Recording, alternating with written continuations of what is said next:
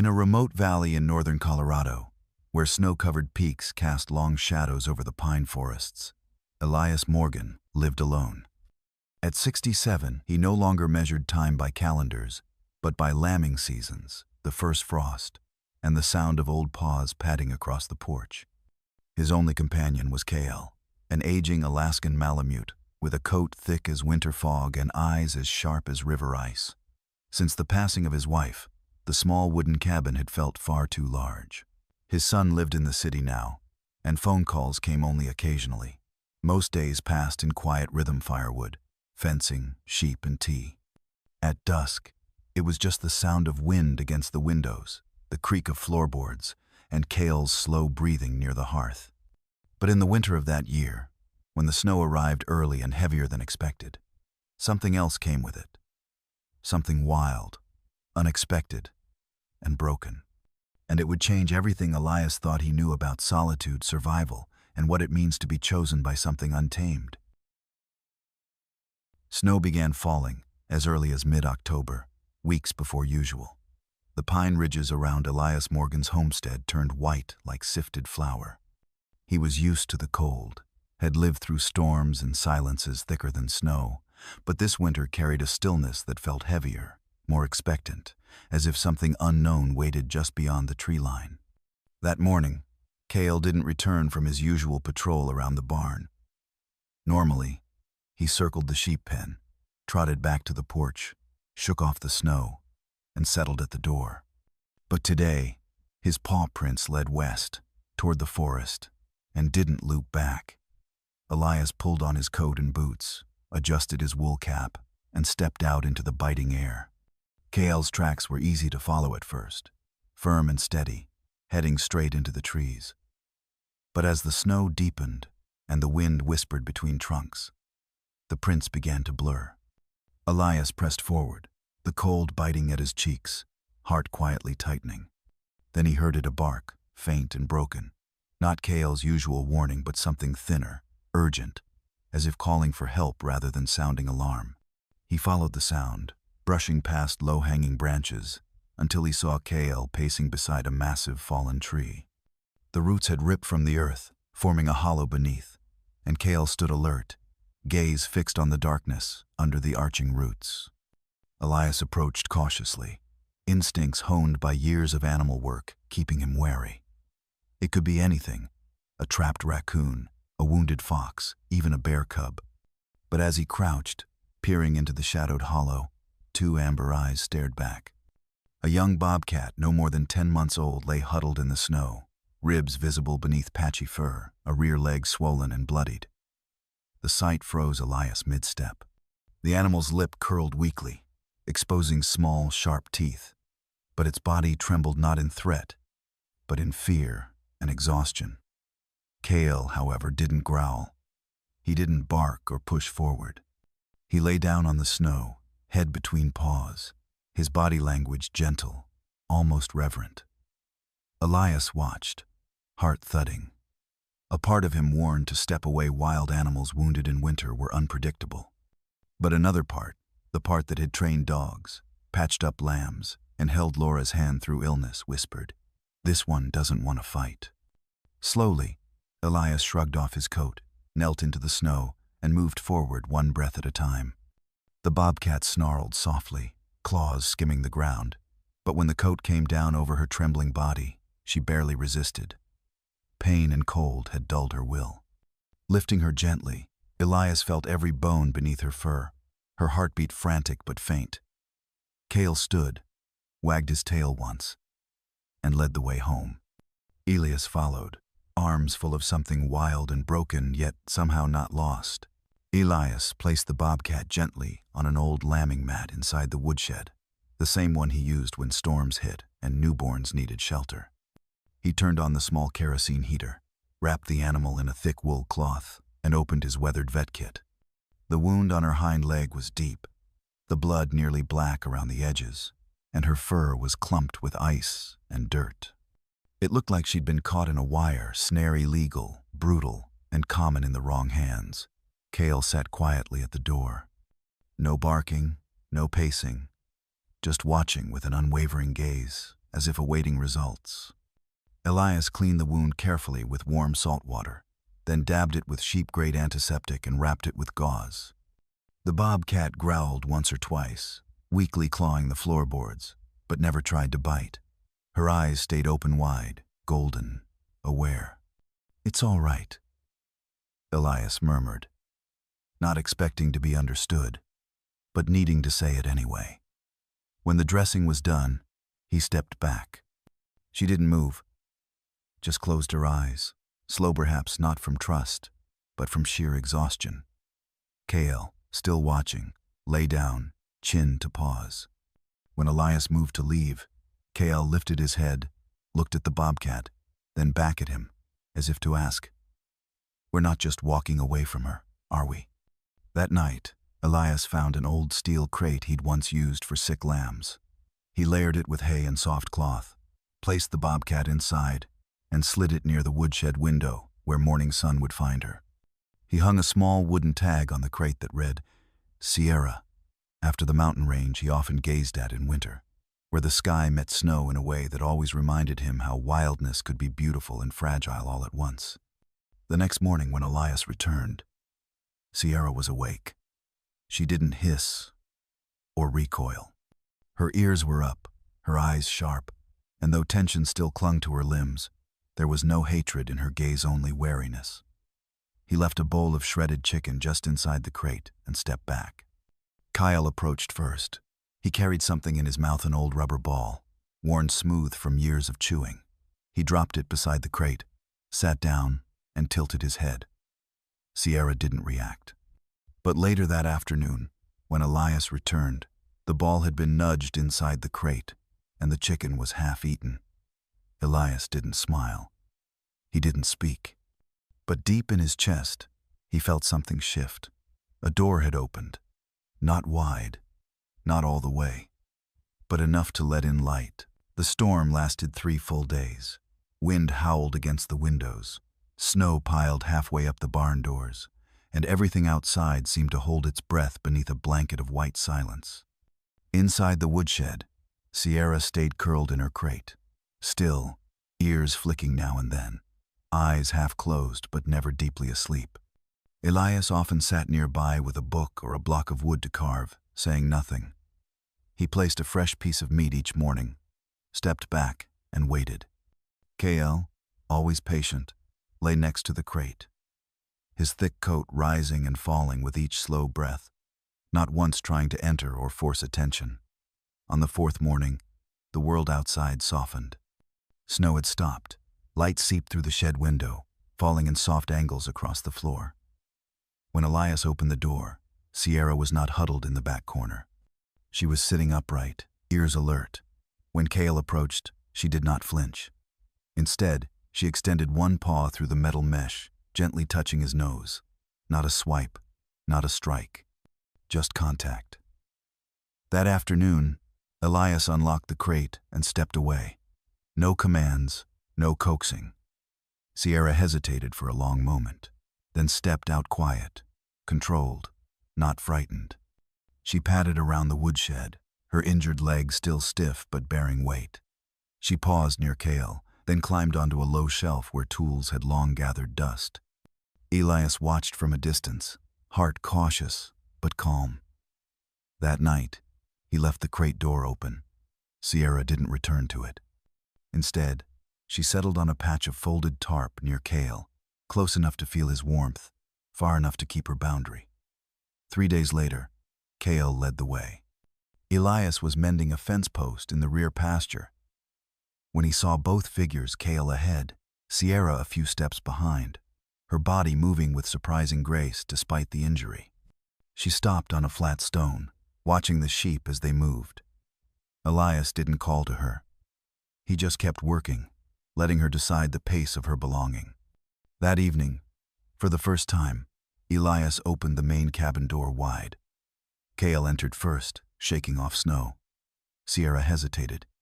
She stood at the threshold, eyes flickering with uncertainty, then took a step and another crossing into the warmth. She moved slowly, sniffing the rug, the furniture, the old blanket draped across the couch. Kael jumped into his usual spot by the fire, curled up without concern. Sierra watched, then, with a flick of her tail, leapt up beside him. The two of them lay there in silence, fur touching, breathing in sync. Elias said nothing. He poured himself tea, sat across from them, and let the firelight say everything. In that quiet room wrapped in snow, memory, and gentle breath, he felt something return he hadn't known was lost. Not hope exactly, but something steadier. Presence. Home. By the end of November, a thick silence settled over the valley. The snow was heavier this year, and Elias knew the roads were closed before anyone told him. Phone lines were down, radio static filled the gaps, and the world shrank again back to its simplest shape: man, dog, cat, and fire. Sierra had healed almost fully by then. Though she still walked with a slight limp, her steps had strength, her back straighter, eyes brighter.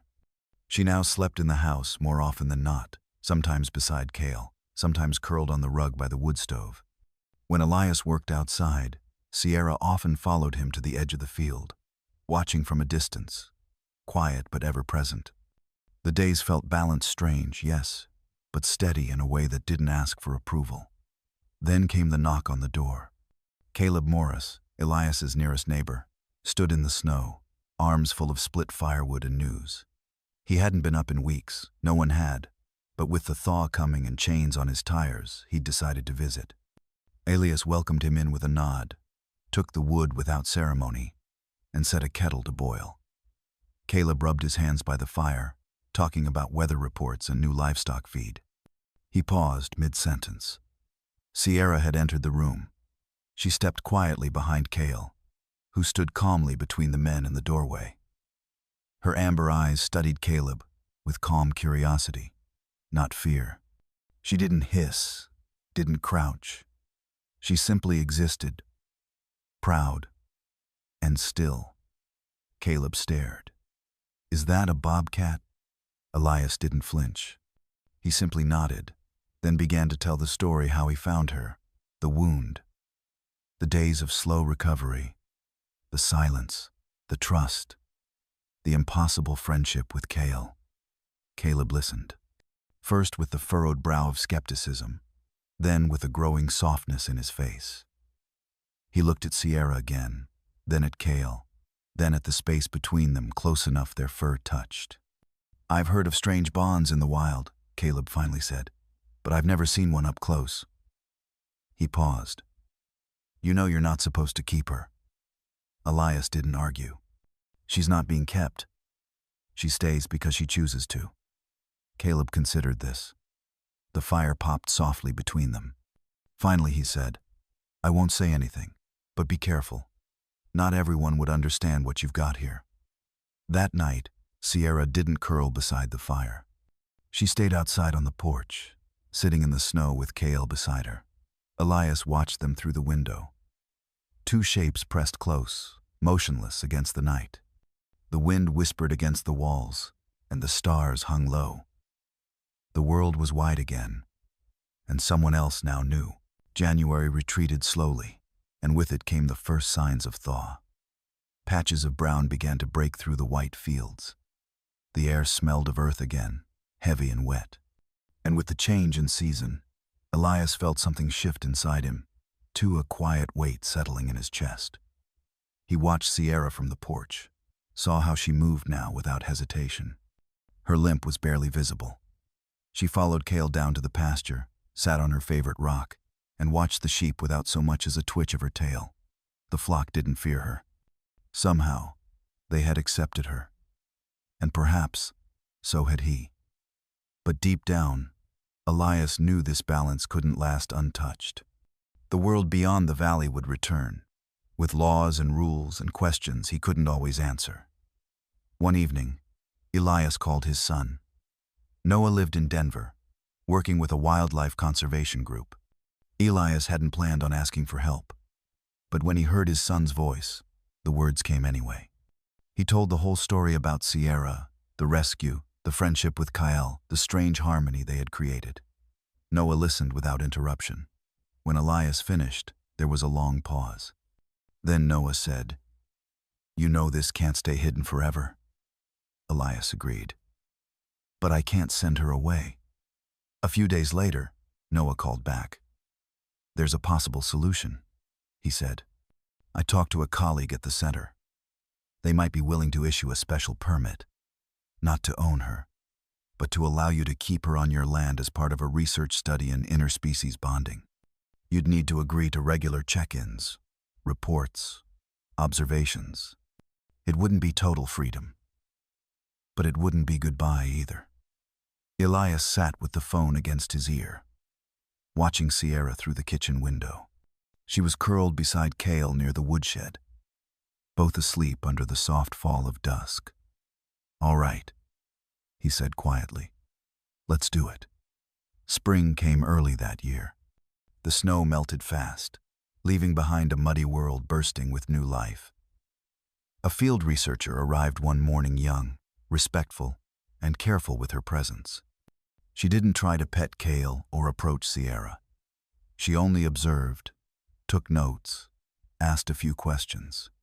And when she saw Sierra sitting beside a newborn lamb, watching it with the same alertness she once used to hunt, her voice caught as she whispered, "She's not just adapting, she's choosing."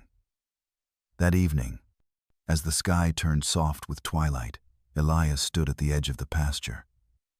Sierra was there, sitting alone on her rock. Kael was nearby, chewing a stick. And Elias knew some decisions weren't really choices. Some were simply acknowledgments. Sierra wasn't meant to return to the wild. She had already found it here, in her own way. Spring settled over the valley with a quiet grace.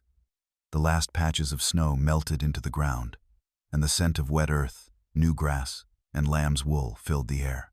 Trees budded timidly along the ridge, and morning light spilled through the windows like honey.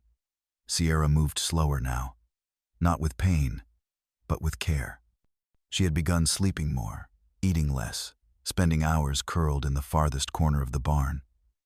Elias didn't need words to know. After decades of watching sheep and dogs and the rhythms of life, he could sense what was coming. One early morning, soft with mist, he entered the woodshed and found her.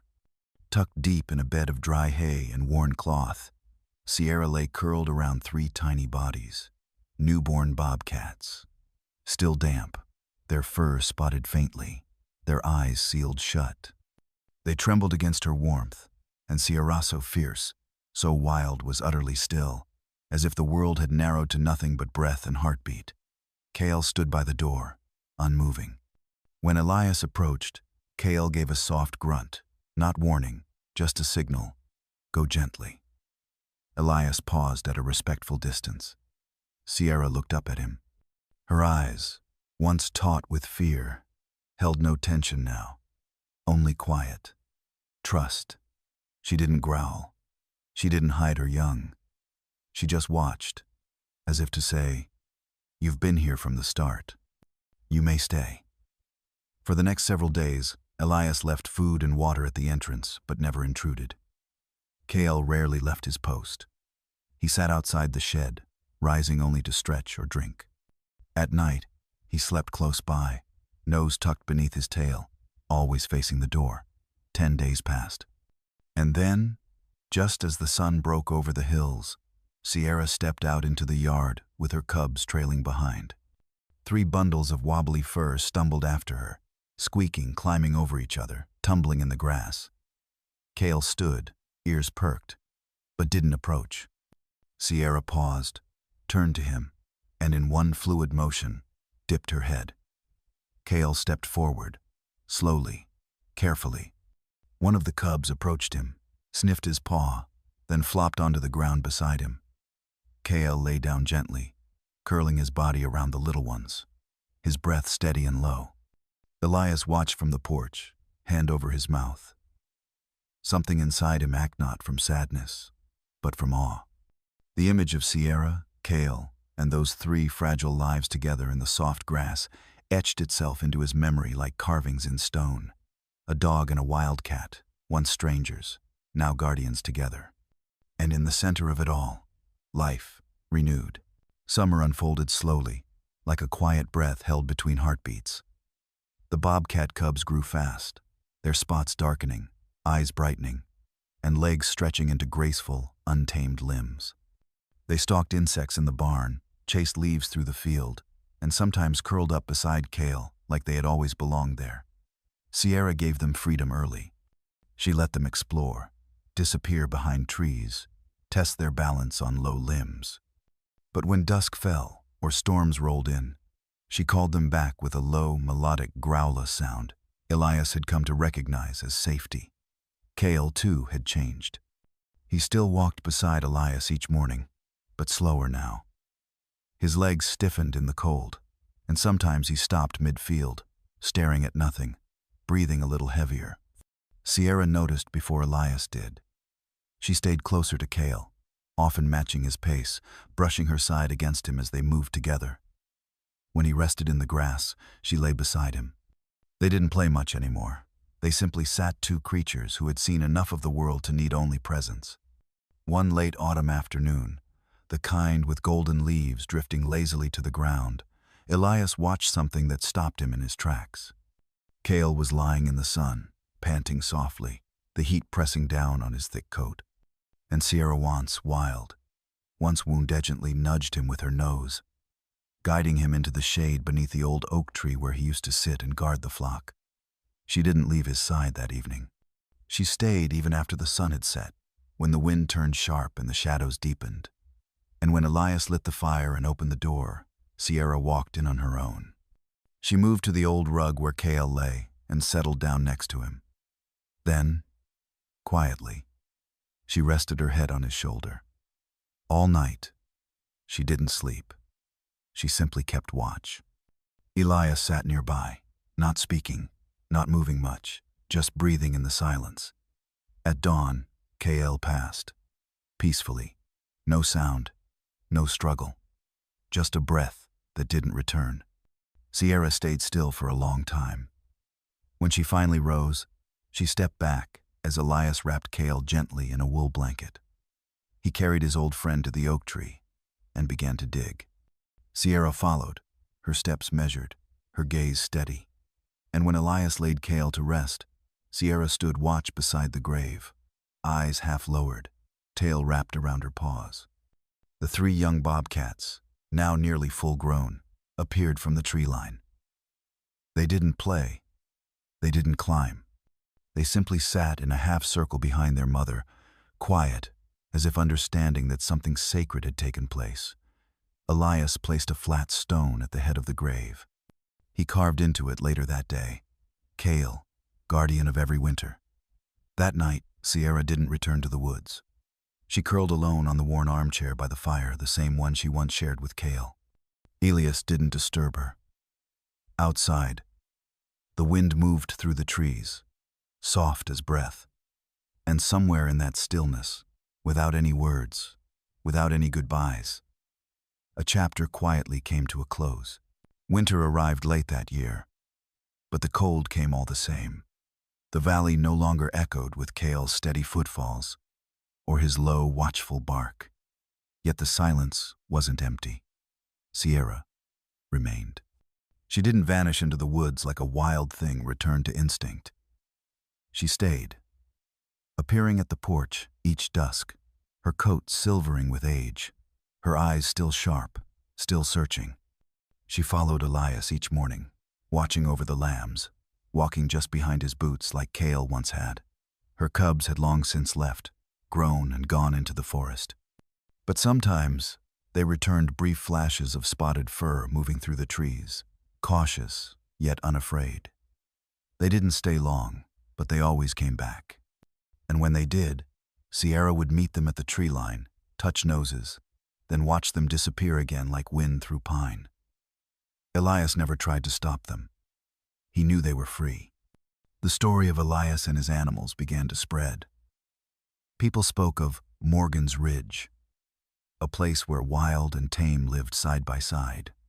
A research team from the Conservation Center came once a month now, taking notes, asking questions, but never disturbing the peace that had taken so long to build.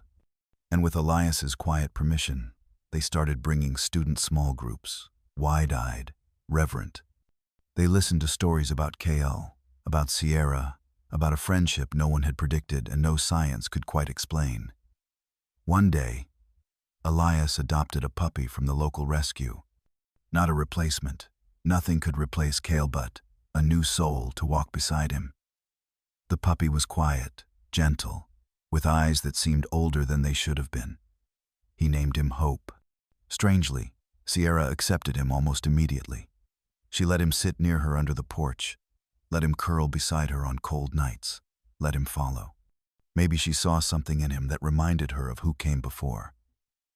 Years passed. Elias slowed. The ranch passed more into Noah's hands, and into those of Elias's granddaughter, Amelia, quiet child with a wild heart. She spent hours beside Sierra, reading, brushing her hand gently over aging fur. And Sierra, who rarely tolerated touch, allowed it. When Sierra died, 10 years after Kael, Elias found her on the old armchair by the fire. She was still warm, her body relaxed, her breath having left gently. Hope sat nearby, silent. Elias buried her beside Kael, under the same oak tree, and placed a stone between them. It read, "Friends without borders." But the story didn't end there. The Bobcat still returned. Emily still watched them with awe. And students still came, not just to learn about animals, but about something quieter, something older than words. Elias, now in his 80s, spent most afternoons on the porch, Hope at his feet. And sometimes, when the sun angled just right across the pasture, he swore he saw them two silhouettes at the edge of the trees, walking side by side. A dog, a bobcat. No fence between them. No fear, just the rhythm of steps that once saved a life. And in a world too often divided by difference, their story remained a quiet promise that somewhere, not far from here, there is a land where belonging is not earned by species or rule, but by the courage to stay close and the grace to be still.